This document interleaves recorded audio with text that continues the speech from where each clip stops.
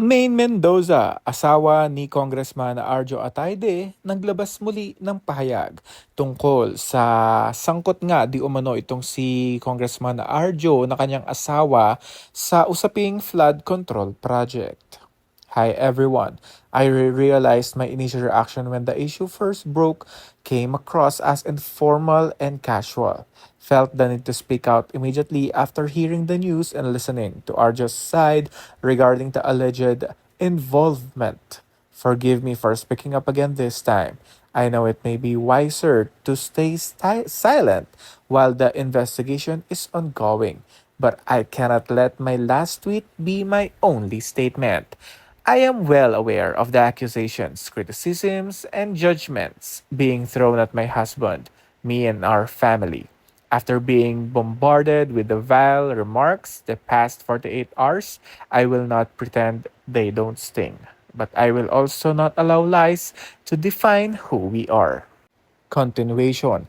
Not a single part of our life has been built on taxpayers' money. Everything we have comes from years of work and savings. We pay our taxes and we pay them truthfully. Because we respect the same system we are accused of betraying. Both of us and our families are financially capable of sustaining the lives that we live. And it's personally offensive to be accused of spending money that we have rightfully earned outside politics. It's unfair to reduce everything that we are and everything that we have worked for to that single narrative. I will never accept the narrative that accuses us of stealing the living of taxpayers' money. This is not who Arjo is. That is not who I am. And that is not who we are. No amount of noise and accusations will ever make it true. And if Arjo ever did everything dishonest, if he were truly guilty, I certainly wouldn't defend him and cover for him. Accuse him of other things if you wish, but not of stealing from people.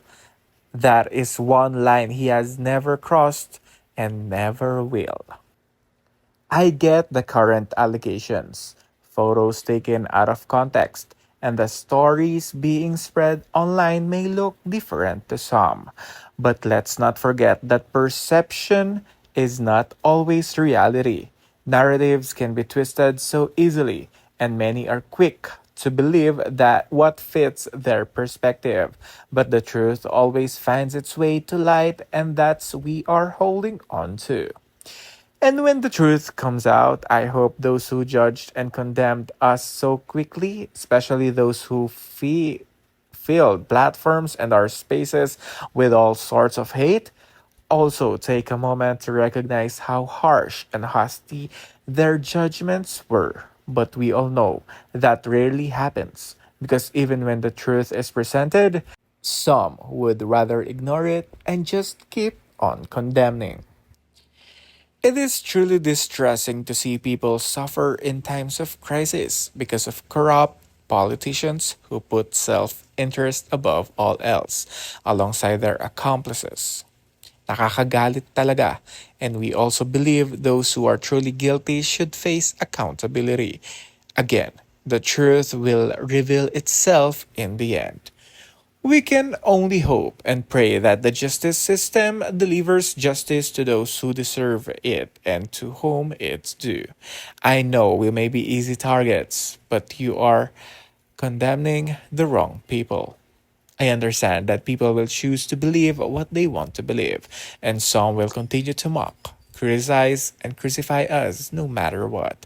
But legal actions will be taken, and Arjo will clear his name by proving his innocence.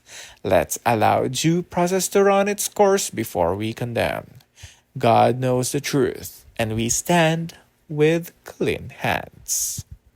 Remember the three sides to every story: their version, our version, and the truth. And we are confident that we stand on the side of truth. Arj has nothing to hide. He has never been guilty of stealing. I'll end with this. Not all politicians are corrupt. Some are just convenient targets. The real villains are celebrating quietly in the shadows. End of caption.